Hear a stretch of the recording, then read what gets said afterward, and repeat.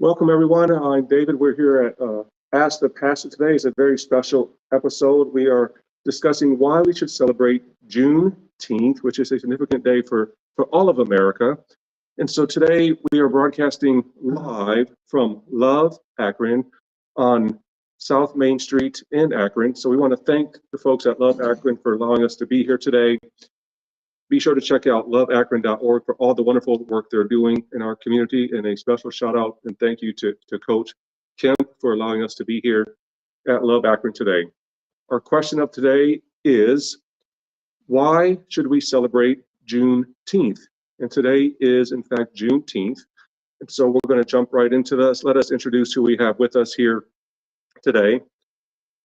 We have Eric Harris, who is retired. He's here to share with us his thoughts on Juneteenth, and Mar Hodges, who is pastor at Bridging the Gap Ministry. So we want to welcome you both here today. And as we start, share with us what Juneteenth is.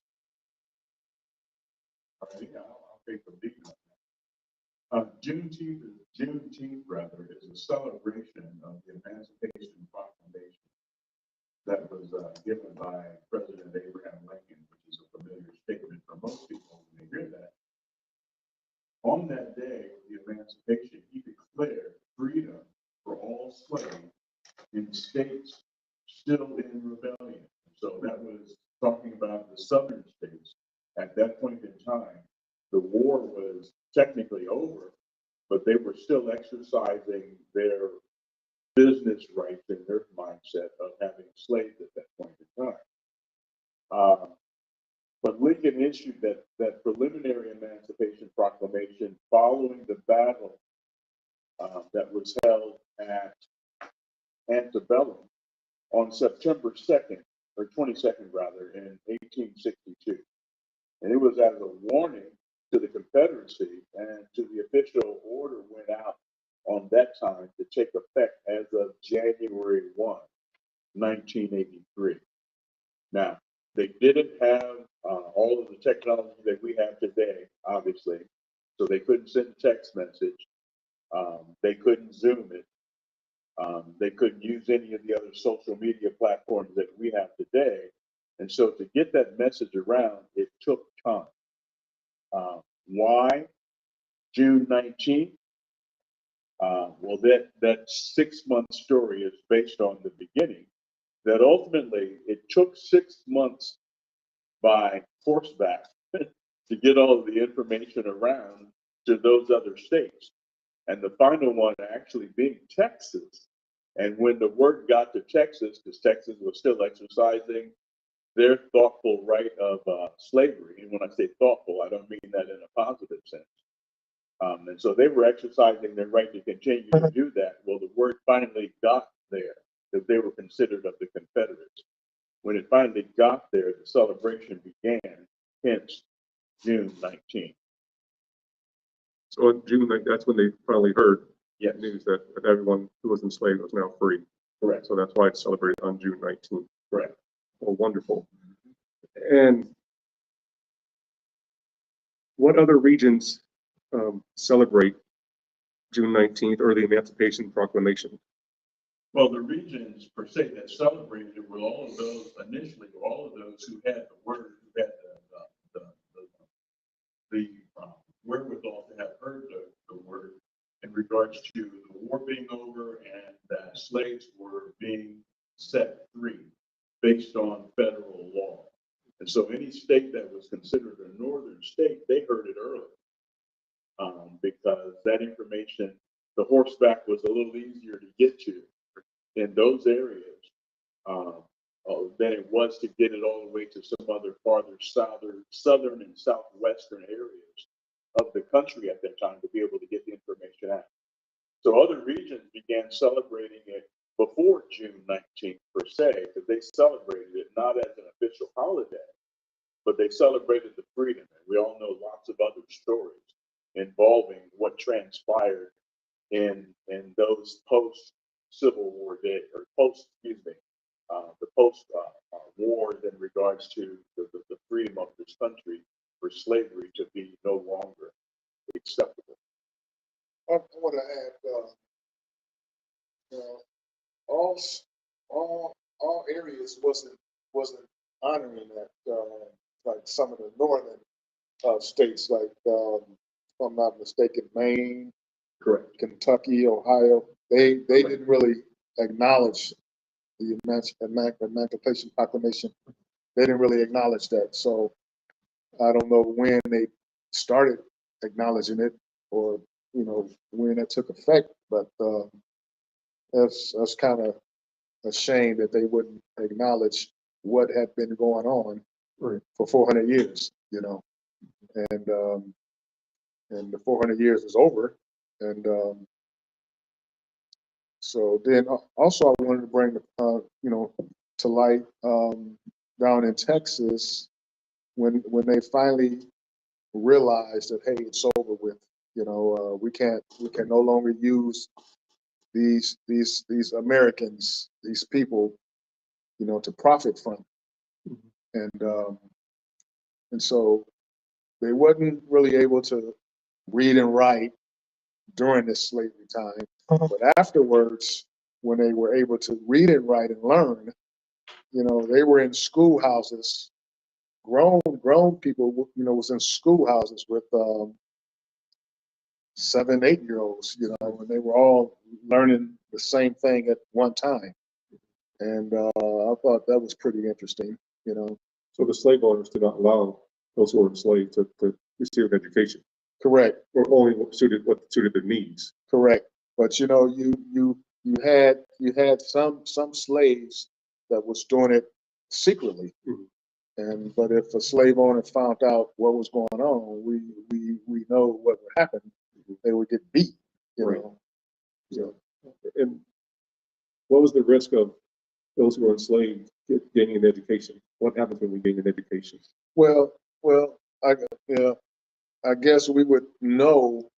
We would be able to understand what our slave owners was doing or talking about or had in store for us.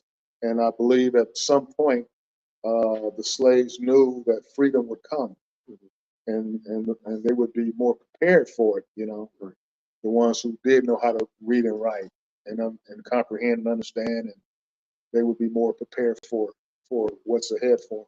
Yeah, so like that knowledge that we have is power. Yeah, If exactly. we know, then we can actually do something about it. It's like today, knowledge is power. The more you know, the more it will help you financially. Right, in many ways. Yeah.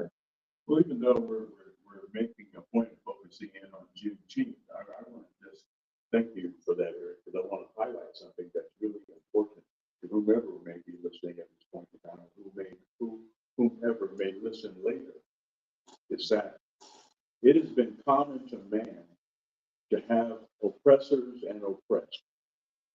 And so we're speaking specifically today about Juneteenth and the African Americans that were oppressed. And then the highlight came from the place of education and what that does. Well, it has been the custom throughout all mankind. Whenever you can oppress someone, the way you can oppress them is first academically, because if they don't know better, then how can they really strive to do better?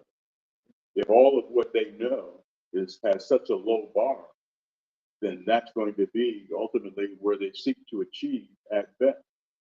And even with the Emancipation Proclamation, there were slaves who thought it was better to remain slaves. Forget the economics. It's what they were used to. It's what they were comfortable with. Of course, we don't have to go any further, or let's go further.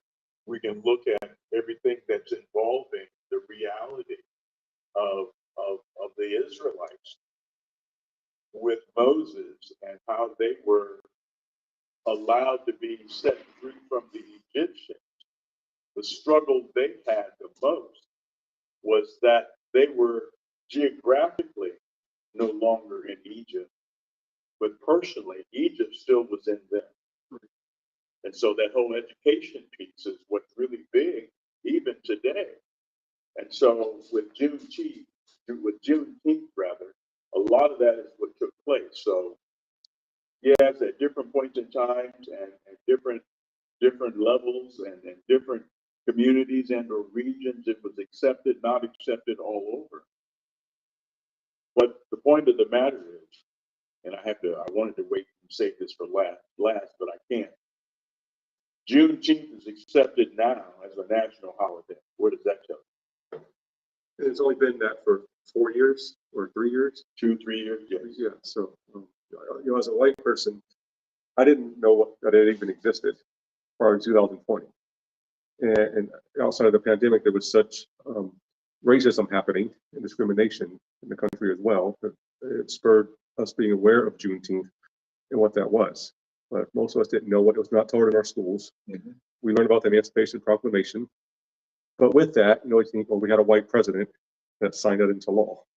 And so part of my thinking now is it was to highlight that, and I'm sure in school you don't have time to go into every detail of that, but majority of us didn't even know that it existed prior to 2020.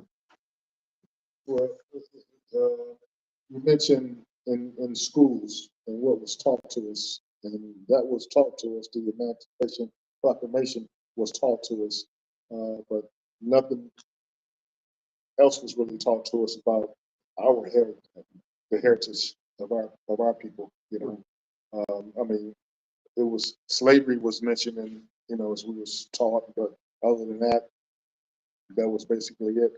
And Brother Marv, you mentioned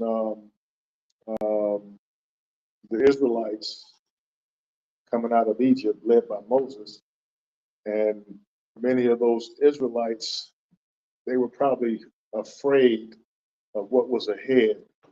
They wasn't sure about the Most High having Moses lead them out. And so therefore, that's why they were kind of like rebellious towards Moses and the Most High, because they were scared of moving forward into the promised land. They didn't know anything else. They didn't know anything else. They were there for 400 years. 400 years. Just like you mentioned the slaves, some of them was probably content with what they had. They had a place to stay. They could probably still farm the land, and they were scared of change. Right. So, yeah. And, Juneteenth to me is it's just a celebration of where we come from and how the country see us now and saw what we've been through, and acknowledge what we've been through. And we just celebrated with parades, stuff like that, and acknowledgement of what was going on. Right. Even for us, as Christians, we acknowledge Good Friday and that Jesus died on the cross.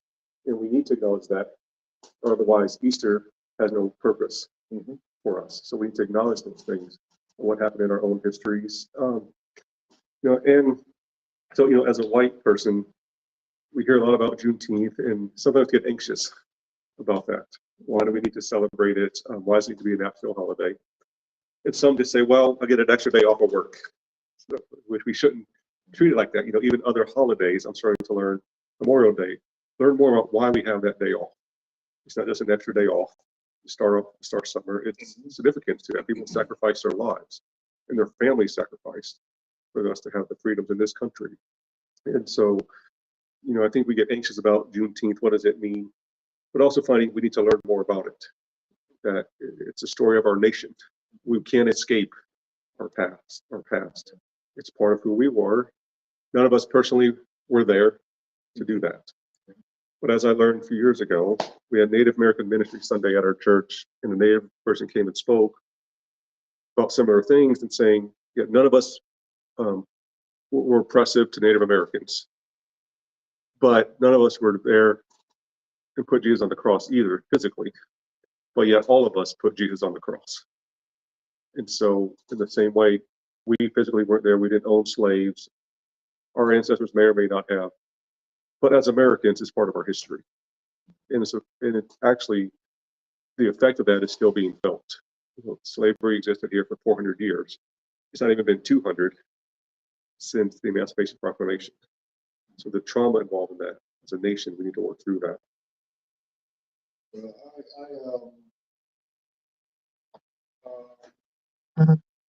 You have people still in this country that will say to people of color, they would mention that they acknowledged it happened, but it was a curse. Right. Yeah. The white people, your parents, they will acknowledge that it was a curse. Mm-hmm. And if you read the book of Deuteronomy, it'll tell you about the curses and why they happen. You know, because of the rebellion of the Israelites. You know, so the Most High set a curse on them, and it tells you all about it in that book. So, and so the people will say, well, you know, it was meant for them to go through that. But you know, yeah. Well, you know, as Mark mentioned earlier, you know, every culture at some point has this system of oppression and those being oppressed. It doesn't justify, it doesn't make it right. right. It's just a terrible reality. And so even though it happened, doesn't mean we shouldn't acknowledge it or try to learn moving forward, try to do better, make sure it never happens again. Exactly. You know, as people, as American citizens, we have to make sure. And as Christians, we need to make sure that it doesn't happen again for anyone in this country. You know, and some of, you know, as a white person, we feel anxious about, you know, what does it mean for us? Why do we have to celebrate it? It happened so long ago. None of us were alive. Can we just all get over it? You know, my first feeling is no, because if we know anything about trauma, if anyone's been through trauma is a lifelong journey that we are navigating. But also communities can be traumatized. And so trauma, you don't just move past it easily. It's with us a long time. We have to continually work through that. So I'll let you two share your thoughts on that and why it's important for us to still acknowledge this even today. Well, for me, it's important in this regard. I've been just really reflecting a lot leading up to this, and I look back at a lot of things of how I grew up. My parents were from the South, and so they were involved in the Great Migration moving north because of the opportunities for jobs. I think that at that point in time, our country was in the midst of what we would call industrial season. So everything was based on industry. But I look at some of the things they went through, and I look at the times when I had my moments where I spent every Friday with my grandmother at her bedside. And I would have her tell me stories about her experience at the beginning of the 20th century, and some of the things that she experienced in Alabama, you know, near the Florida border. And those kinds of things, this was already in effect. Juneteenth was a celebration already taking place, but it was taking place generally in areas that either someone historically knew about it and made it a point to celebrate it, or in areas where Black businesses dominated the geography and they celebrated it. And so I would listen to these stories and I'm like, my goodness, the things that my grandmother went through. Not that I haven't had some similar experiences, not to the same life or death kind of scenario, but when I look at what she went through and all those days I would sit at her feet and let her tell me stories, understanding that was way before email and text messages and all the social messaging that's out there. Information back in this day and time, even as we've seen as far as how it got expanded, how it started, information was given or transferred by word of mouth outside of, you know, your town hall meetings where you had horseback riders that would take notes and then deliver those meeting notes to the next town. But most information was handed down via mouth, word of mouth. And so I look at that and then I fast forward to today, Are things where they need to be? No. Are they better? I can say that in my life, I've seen them get better. I'm a little alarmed at kind of how it's doing a little backsliding today, but I mean, it's better than what it was in the beginnings of my life and seeing things happen. The fact, if my grandmother were alive today, she'd be celebrating. She'd be celebrating Juneteenth because she knew about Juneteenth. Okay, like a lot of other historical things that we some know about, like the Black Wall Street kind of scenario, that kind of thing. I was taught that when I was in grade school, but I was taught that because I had neighbors who had parents, or they were children at the point in time when that was going on. And so I was taught those things word of mouth. And so I learned a lot of these. I didn't need a national holiday. So I was, that word of mouth got the information to me, and it became a part of my thought processes for today. Not from the point of being an angry black man. No, I'm not trying to say that. I mean, I can be that, but I'm not trying to say that. I'm saying that it gave me the information to be able to process other things that are going on around.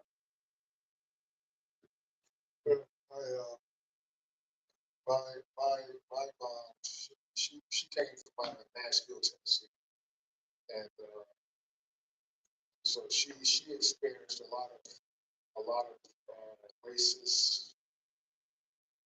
racism down there, but she also migrated up here to Cleveland, Ohio, because of the work, and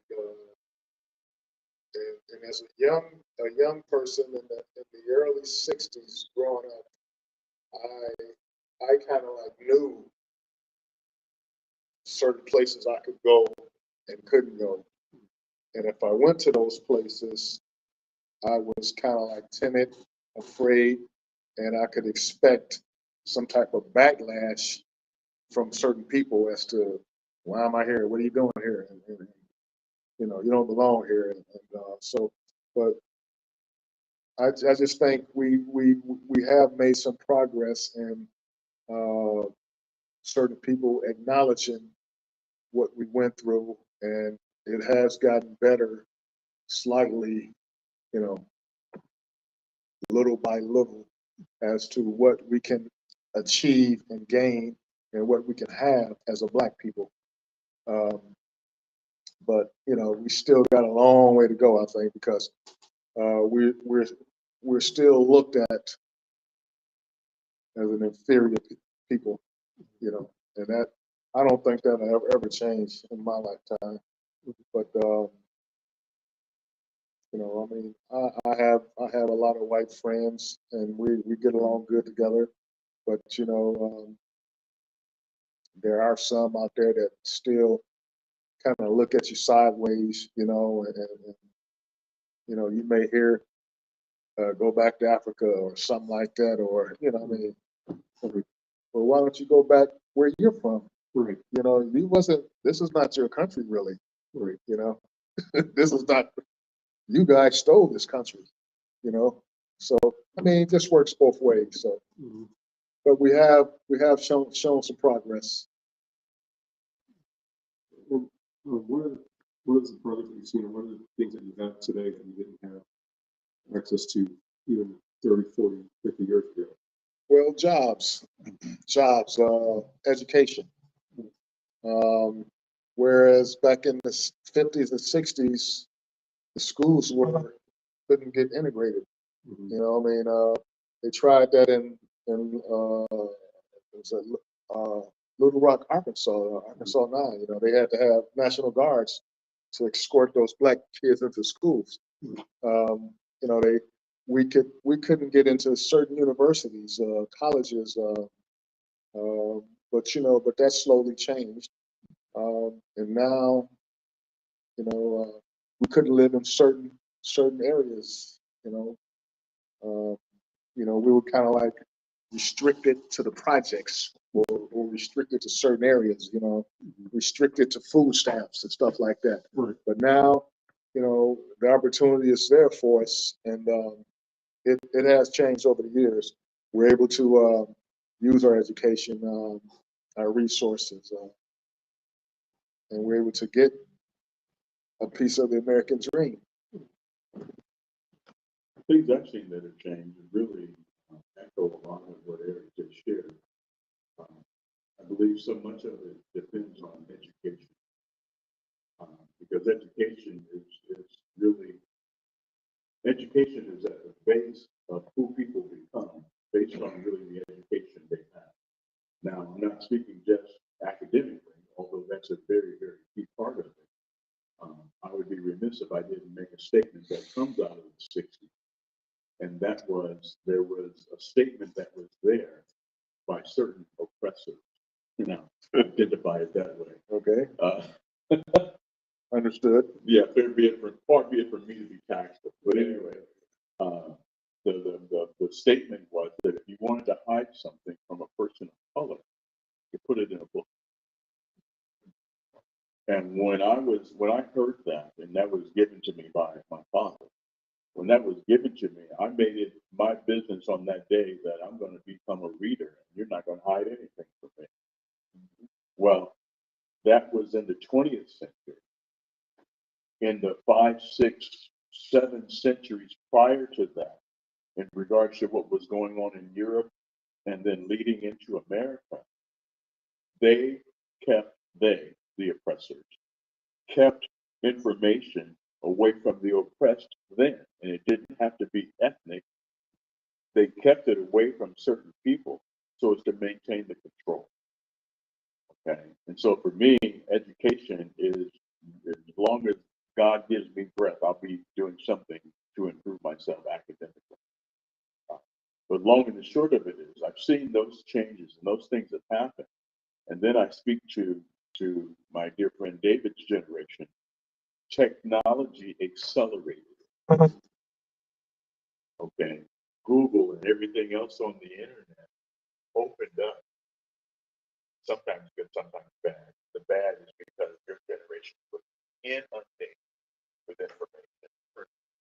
Okay, so then it makes it harder to make a decision because you got all this stuff flowing in.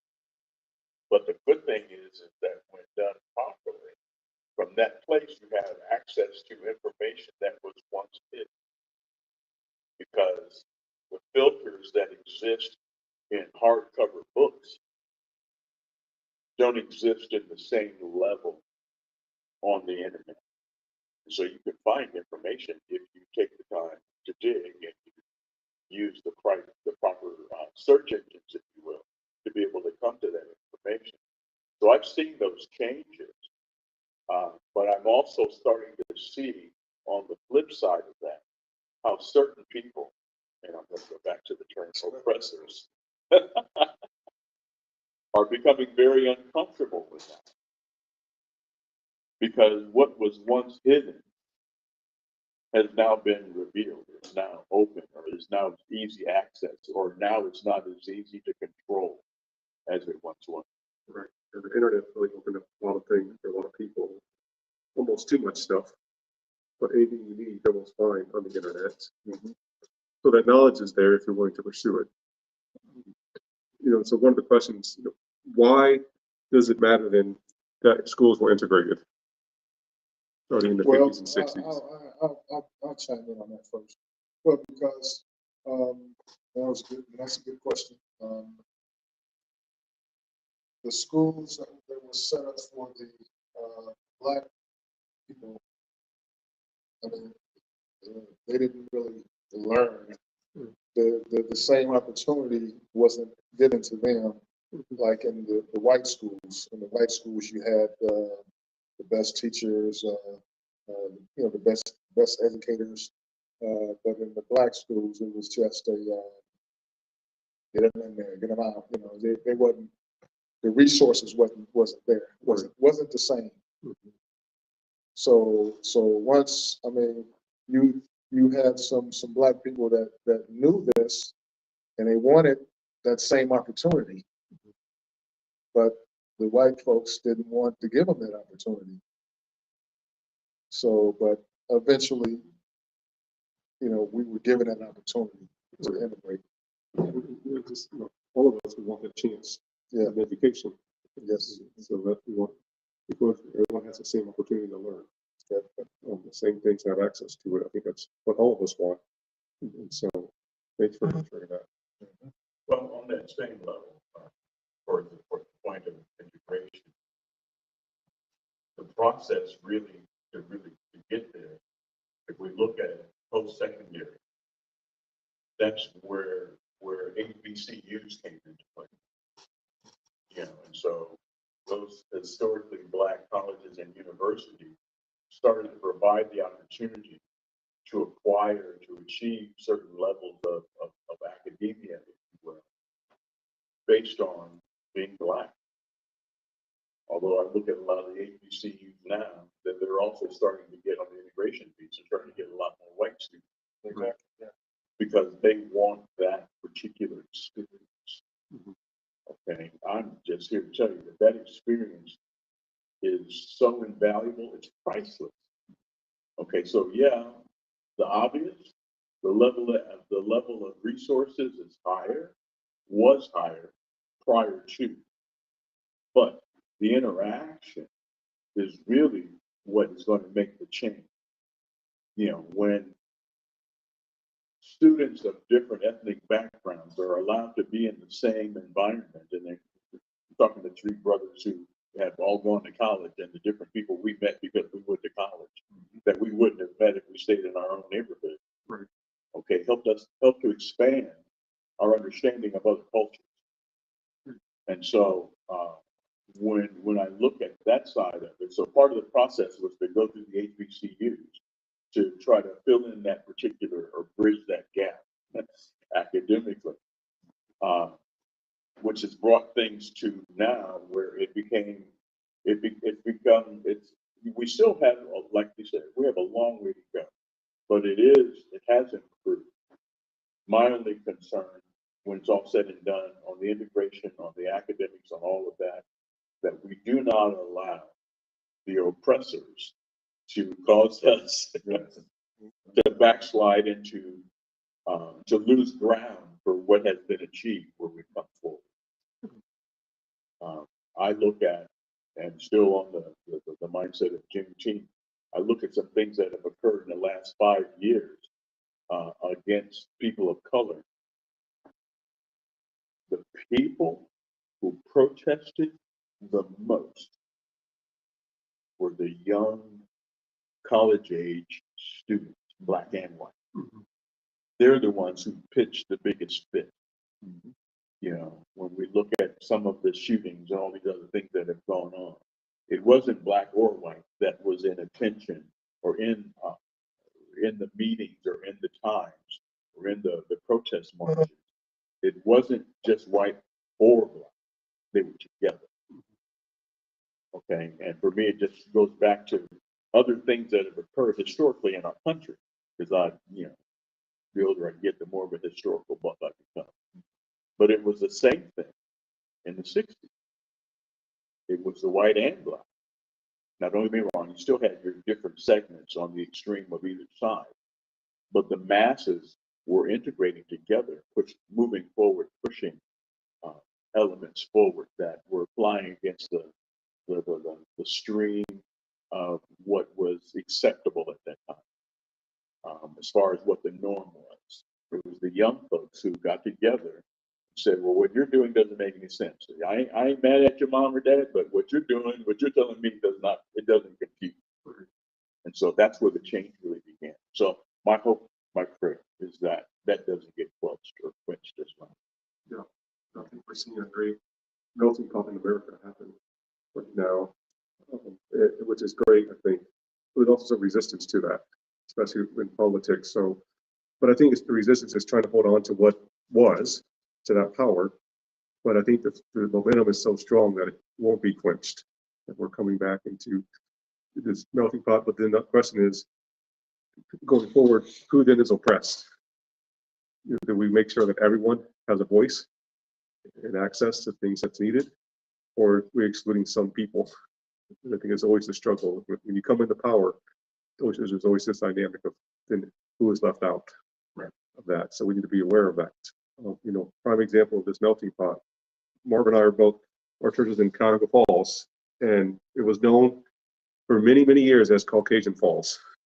And now it is under 70% white in Cuyahoga Falls, which was in the last 5 years that has happened. And the city's been very open to welcoming that. In fact, July 13th in Cuyahoga Falls on Front Street downtown is the first city-sponsored multicultural festival in Cuyahoga Falls. In Cuyahoga Falls, a multicultural festival celebrating diversity in our community, the local schools in Cuyahoga Falls School District, over 20 languages spoken in those schools, which even 10 years ago, it was 100% white schools. And so we see that happening in Cuyahoga Falls, which I think is showing what's happening in America. There's this melting pot of people. Doesn't mean there's not issues to work through, but it's not just white or black. It's people are coming together out of necessity. And I think truly the vision of what we wanted America to be originally. Well, even as you say that, it's what America really is. Mm-hmm. I mean, we're looking at the dynamics of ethnics. Again, regardless of who is the oppressor and the oppressed, the ethnics of this country is so diverse. It was built on that. Right. There's no, I'm going to try not to get too emotional here. There's no, the only natives born in this country were already in this country. Right. Just to chime in on an earlier statement, it's a statement of fact. Yeah. Okay, so we all have a prior origin. If we just look at ancestry.com, we all have a prior origin. And so, but the country by word was built on diversity by word, in the print, in the declaration, in the preamble, and all of that. And so it's manifesting, and that's creating issues. And so even when I look at this by word of mouth and all these kind of things that we're talking about on Juneteenth, and you had mentioned the title of Caucasian Falls, by word of mouth from my father, he taught me, and it still exists in a couple of different places in the country. He taught me about the sundown law. And so he equipped me on how to deal with that if for some chance that any law enforcement officer would catch me in this fair city or other surrounding areas, that I would know how to handle myself. Okay, but that was word of mouth.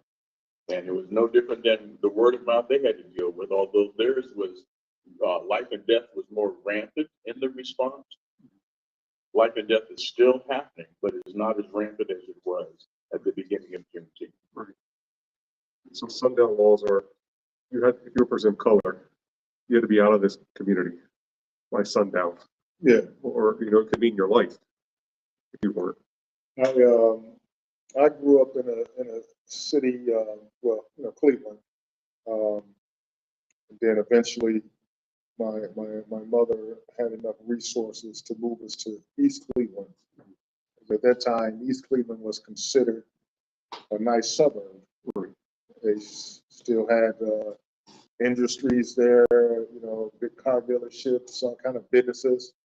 And but at one point, we wasn't really allowed to go up in East Cleveland. Then if we were caught going through East Cleveland, I didn't experience it, but you just hear the stories. You get pulled over. The cop want to know, what are you doing over in here, in this area?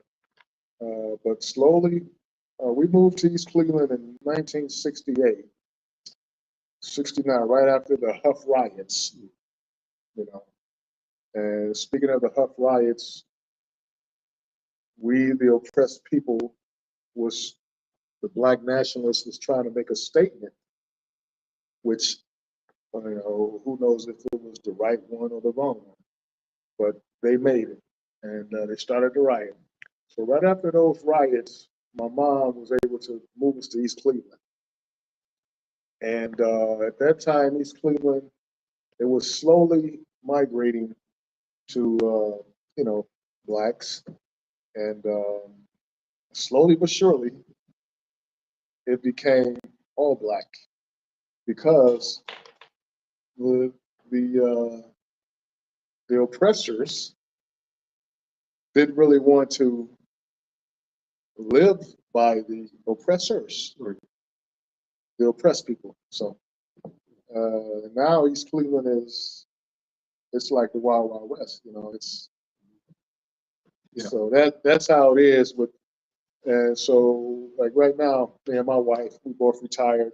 We live in Monroe Falls, which is a nice, quiet community.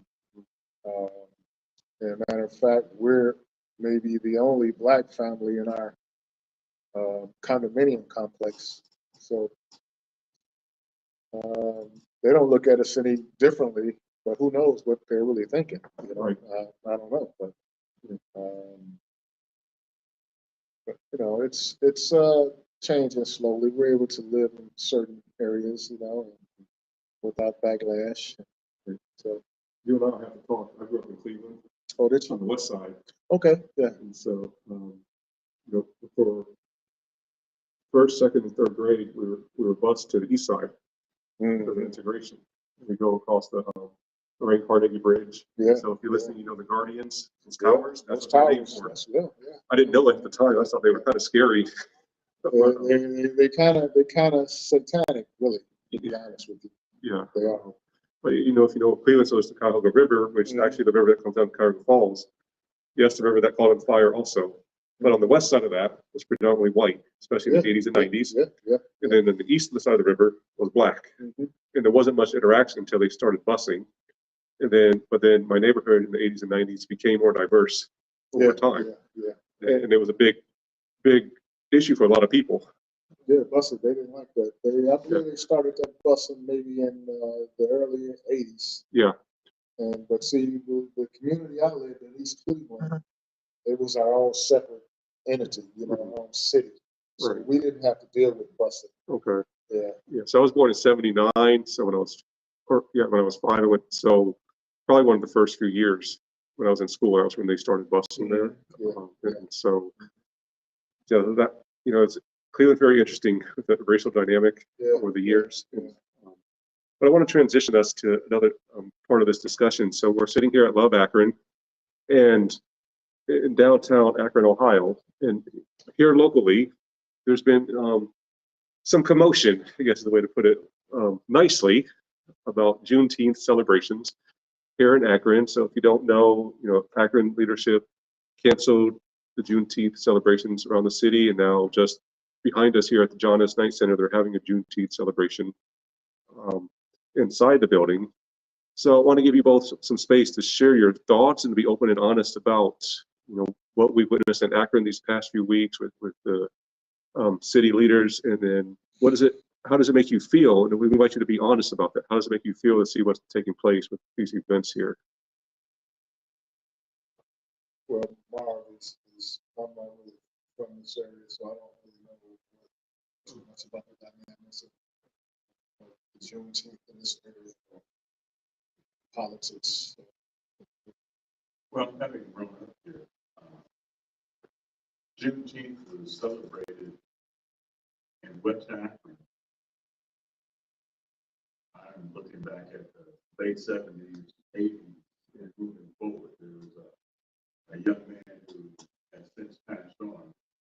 He would put up a booth, put up a big area, and he would do entertainment and have speakers and music and all kinds of concessions. And a couple of years, he actually asked me to come and share and speak.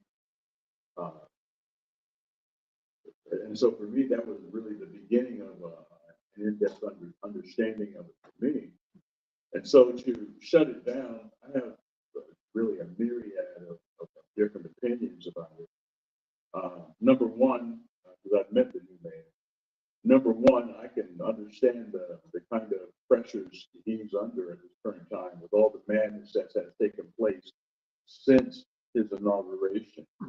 Okay, Okay, so he just inaugurated this year. Right. And so he's had a whole lot of social issues to battle. And so for him, he was trying to, the way I view it anyway, he was trying to minimize more madness. Now, on the other side of that, prepare for it. If you really believe that that's going to happen, then you're the mayor. Right. You are the president of Akron, Ohio, and you, I believe, should be able to meet with other leaders. Let's start with church leaders, to meet with them, to have them present at these different events. So there was several of those events that were scheduled throughout the city. Have your church leaders there, and as backup, whatever police officers, the Akron Police Department, Summit County Sheriff, all of those, have them on alert for any potential madness that could take place. The only way I believe we're going to get past, or let's just say one of the ways we're going to get past some of the dynamics of the things that we're dealing with the violence in particular, is to address it head on. Right. And how do you address it head on? Not violence for violence, but I mean by having neighborhood leaders, having people who are living in that neighborhood, the influencers, the people who are really speaking for that neighborhood, have them, and in particular, and I say it again specifically, church leaders present. Okay, because I believe that that'll help to change some of the things. Now, I'm not saying that that represents some sort of magic pill. I'm not saying that, because crazy is just as crazy is, and I know, because I've had some experiences up in East Cleveland from a referee perspective that made me not want to return. Okay, and it's not that I'm afraid, just that wisdom says, stay away from that. If you know it's there, try to avoid it. But I'm saying that there's enough crazy out there still. But if we move forward in it, and if people, if church folk, if Christian people, and from that perspective, any worldview at this point, speaking of community things, speaking of Juneteenth, spend time in prayer to bathe that in prayer, and then have all the other elements that I previously mentioned there, and move forward with it. Because not moving forward with it, to me, is a victory for the oppressor. Is when you take you back off that, by not moving forward, and then when the mayor and whoever else decides to move forward, that could be a lot bottled up in people and just wait to let it out. Oh, now, okay, we can have this now, so they, But I believe my point is that the city doesn't really want to put up with that madness. That's the bottom line. That's the bottom line. But like Mark said, there's no plan in place to combat that. And I don't know if there is a good plan that can be in place to combat that. Because this is a pretty big city, a lot of oppressed people. So, I don't know. And I think something people, so it seems from what we understood was like just the Juneteenth events were canceled. No other city events were canceled. And so that raises lots of questions. Why just those events? And that, part of this came from the city council of Akron initiating this. So there's that dynamic. And, Juneteenth we knew was coming. It's been a national holiday for several years. If you're having city events on city property, you have to apply to do that through the city. So you're right, Marvin, that we knew this was coming. It's not a surprise. It wasn't just people popping up doing something. This was planned probably since last Juneteenth. And so equipping the city to do that, and so this is, well, we didn't have enough police. Well, why?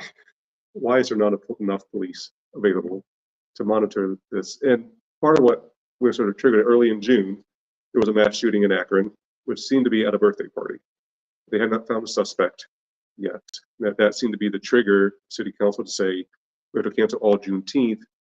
And I say that because one of the letters they put out as a response to doing this was, there is a lot of violence in the African American community.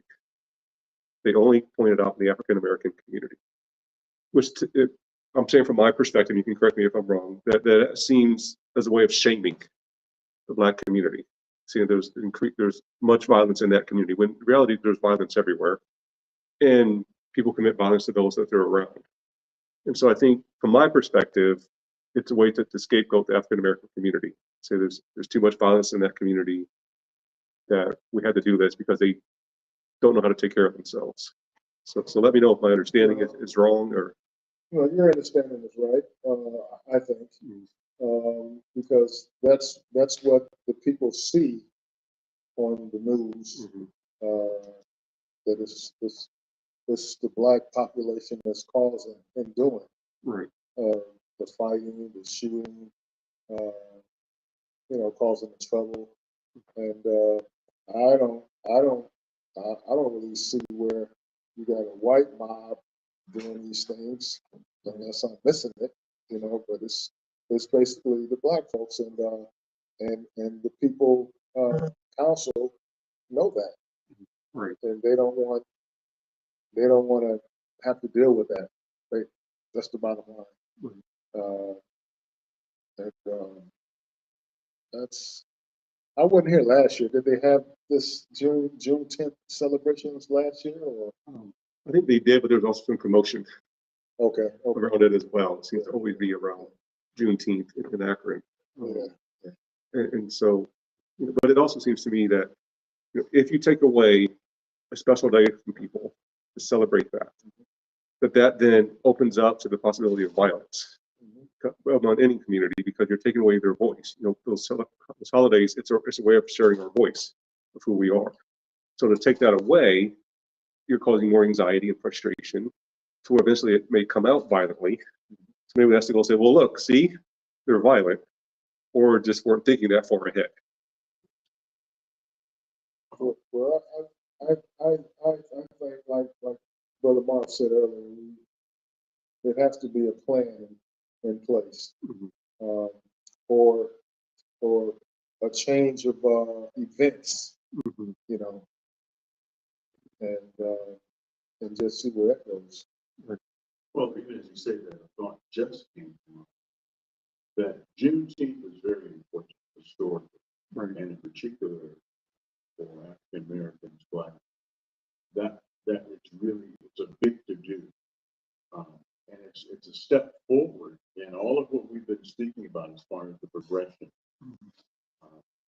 The first really big thing we got was Martin Luther King Day.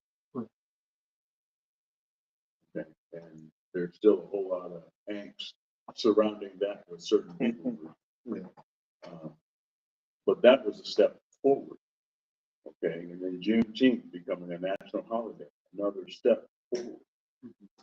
Okay. And so, as opposed to these events, as important as they are, as important as the steps are, as important as those two events are, there needs to be other events during the course of the year that kind of soften the angst that exists with different people groups, because they're making it an annual thing. What about the other 364 days? Right. Yeah. Well, I think we need to recognize those events. A few weeks ago in Akron, they had the Black Excellence Art Festival. My wife and I went with our kids, and it was incredible for us. We wish we had more money to buy something, because we know how important it is to support all artists. But it was just a wonderful event just to see, and to to highlight that every culture has art, artistic ability, and they share that art, and we need to see those things, be a part of it, so that when Juneteenth arrives, you not just feel like you're shocked, like, oh, this is happening, we didn't know. We know it's happening, it's on the calendar, and so celebrating other parts of the year. Yeah, I'm sorry. No, go ahead. But I think what you just mentioned, Dave, maybe the city could have some type of black expose, art shows or Right. something on the inside Right. on Juneteenth. Right. Yeah, because, canceling events, it also then took income away from all the vendors, from all the black vendors who signed up. And so, that affects them financially too and their well-being because they invested, you prepare for each event as a vendor. And so it took that income away from them.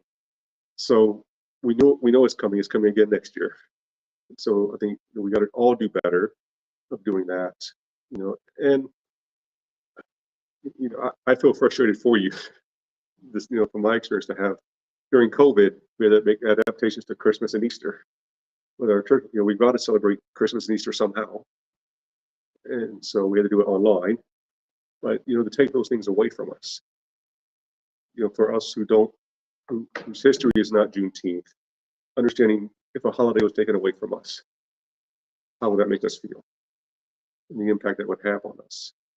And so then we can understand the angst caused by that. And pray for our leaders of Akron. We have a new mayor who's only been inaugurated for a few months, and the burden. He's a person of color. He's Muslim, and so the burden that he carries, trying to navigate that in this city that is greatly complex and greatly diverse. Be quite as a step, because we all live in suburbs of that. It affects the suburbs as well. I mean, because there's always going to be a kind of ripple effect. Right. The impact may initially not be the same as it's been here in Akron, but there is a ripple effect. Right. Yeah, especially in Cuyahoga Falls, which if you go north here, it's just over the bridge, and Cuyahoga Falls is very diverse now, and so what happens in Akron affects the falls greatly in the past few years, and the ripple effect of that. For a while there were riots and protests in Akron. Well, in the falls we felt that, but also here in the suburbs. Okay, where can I go in downtown Akron if I need to come down here? Because roads change and that. Is it safe to come down? Than what you're hearing on the news, than what you're hearing people who are directly involved, and that could be two different stories. And so, it has a great impact on us to cancel it under a week before it's supposed to take place. I know, living in Cleveland, I would watch the news a lot. I would always see Sumner County, Akron. Right. And my wife would watch the news, and he would say, "Oh, there's Sumner County again. There's Akron. Right. They're cutting up." They cut. And it was true. Yeah. But when you have oppressed people who feel that they're getting a bad shake, Right. that can happen. Right. But that's not an excuse, because the opportunities are there. But did you have access to those opportunities? The big thing is work for people. If there's no viable work, that causes a lot more anxiety for people, and so you're trying to find a way to deal with that. Especially for men of any color, if you can't work to take care of your family, the effect that has on you emotionally and mentally and physically, what you think about yourself, and you're standing in your community, and that. So having work opportunities really impact people. We've come up to about 1 o'clock, so I want to give you both opportunity to share anything you'd like to share on why it's so important for us, people of any race, of any color, to recognize and to celebrate Juneteenth. Well, it's important. Just like you got other nationalities that celebrate their heritage. So I think it's important for the African community to celebrate the Juneteenth, just as any other. You got the Greek festivals, you got all kind of different festivals. They're celebrating their heritage, and they're letting everyone know. So I feel Juneteenth is just as important. Okay. Thank you. Same for me, and piggybacking off of what Eric had shared.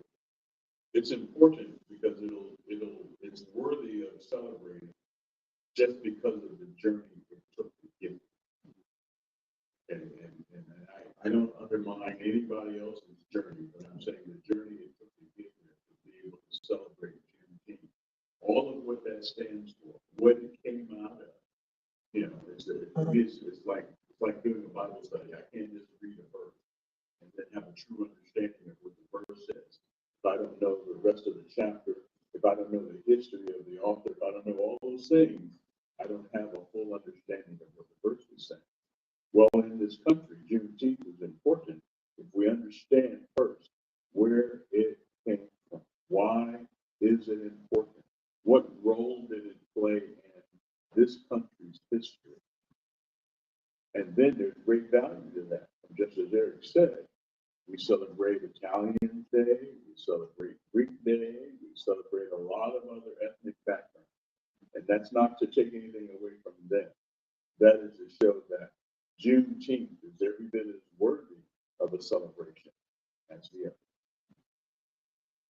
other. Amen. Amen. Well, I want to thank you both for joining us today. And those of you watching online, we appreciate you tuning in.